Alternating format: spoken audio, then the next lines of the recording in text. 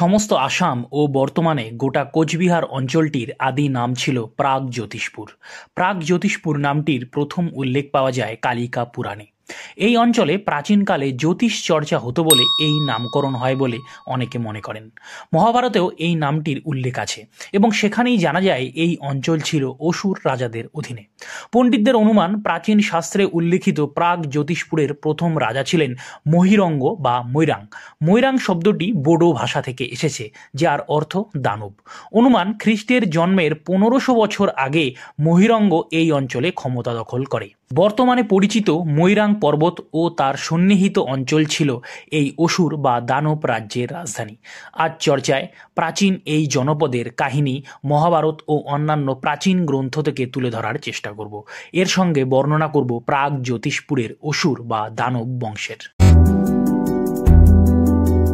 সমস্ত আসাম ও বর্তমানে গোটা কোচবিহার অঞ্চলটির আদি নাম ছিল মৃত্যুর পরে ইটাসুর, সম্বরাসুর, রত্নাসুর এবং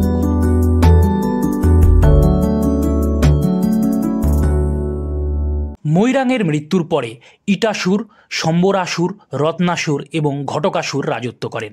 এরা নতুন রাজবংশের রাজা না মৈরাংয়ের বংশধর তা সঠিকভাবে জানা যায় না। তবে এই রাজবংশের পৌরাণিক কাহিনীর সপক্ষে কিছু ঐতিহাসিক তথ্য আবিষ্কৃত হয়েছে, যা থেকে বোঝা যাচ্ছে প্রাগজ্যোতিষ অঞ্চলে এরা দীর্ঘকাল রাজত্ব করেছেন। মৈরাংয়ের বংশধর রত্নাসুরকে উচ্ছেদ করে মহারাজা নরকাসুর পরবর্তী রাজবংশের শাসনের সূত্রপাত করেন। তিনি উত্তরবঙ্গে প্রতিষ্ঠিত বান রাজার সমসাময়িক ছিলেন।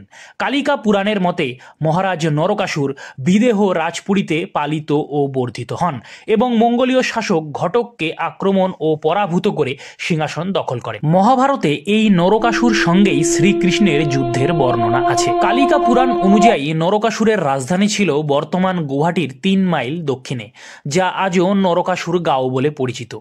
ওই স্থানটি ছোট ছোট পাহাড়ে ঘেরা।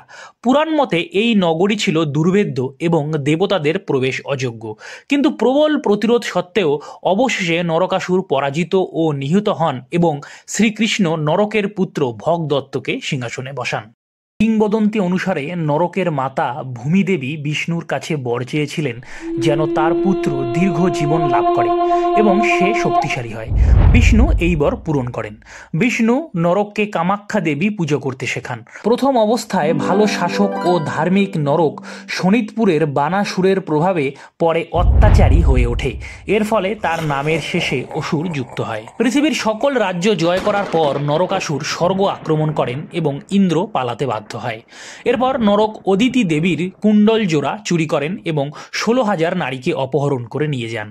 ইন্দ্রসহ সকল দেবতা বিষ্ণুর কাছে গিয়ে নরকাসুরের বিনাশের জন্য কাকুতি মিনতি করে। বিষ্ণু কৃষ্ণ অবতারে সেই কাজ সমাপন করবেন বলে কথা দেন। তাই সুদর্শন চক্র দ্বারা কৃষ্ণ নরকাসুরকে বধ করেন এবং অদিতির সোনার কুণ্ডলের সঙ্গে 16,000 জন স্ত্রীকে উদ্ধার করেন। প্রাগজ্যোতিষপুরের সিংহাসনে নরকাসুরের পুত্র ভগদত্তকে অভিষিক্ত করে। গুয়াহাটির উত্তরে অশ্বক্রান্ত নামে একটি মন্দির আছে। বিশ্বাস করা হয় যে প্রাগজ্যোতিষপুর আক্রমণ করার পূর্বে কৃষ্ণ এই স্থানে বিশ্রাম নিয়েছিলেন এবং তার ঘোড়াগুলি এখানে জল খেয়েছিল। মহাভারত ভগদত্তকে ইন্দ্রের সমান পরাক্রান্ত রাজন্য বলে অভিহিত করেছে। ভগদত্ত শ্রীকৃষ্ণ কর্তৃক প্রতিষ্ঠিত হলেও কিছুদিনের মধ্যেই পাণ্ডব প্রভাব অস্বীকার করেন এবং জরাসন্ধকে ভারতের রাজ চক্রবর্তীর মর্যাদায় বসবার উদ্যোগে পুণ্ড্রবর্ধন রাজ বসুদেব ও অন্যান্যদের সঙ্গে হাত মিলিয়েছিলেন। কুরুক্ষেত্রের যুদ্ধ যখন হয় তখন ভগদত্ত প্রায় বৃদ্ধ। তা সত্ত্বেও মহাভারতকার তার বলশালী পর্বতাকার হস্তি এবং তার অতুলনীয় বীরত্বের পঞ্চমুখ হয়েছেন। যুদ্ধক্ষেত্রে ভগদত্ত নিহত হয়ে ভূপতিত হলে যুদ্ধ বন্ধ রেখে পাণ্ডব পক্ষ শ্রীকৃষ্ণের নির্দেশে ভগদত্তের শবদেহকে প্রদক্ষিণ করেন ও যথাযথ সম্মান প্রদর্শন করেন। অনেক পরে নরকাসুরের 19তম বংশধর সুবাহুর কথা জানা যায়। তিনি বিক্রমাদিত্যের সময় কামরূপের রাজা ছিলেন এবং বিক্রমাদিত্যের অশ্বমেধের ঘোড়াকে বন্দী করেছিলেন। পরবর্তীকালে বিক্রমাদিত্যের সঙ্গে যুদ্ধে সুবাহু পরাজিত ও রাজ্যচ্যুত হন।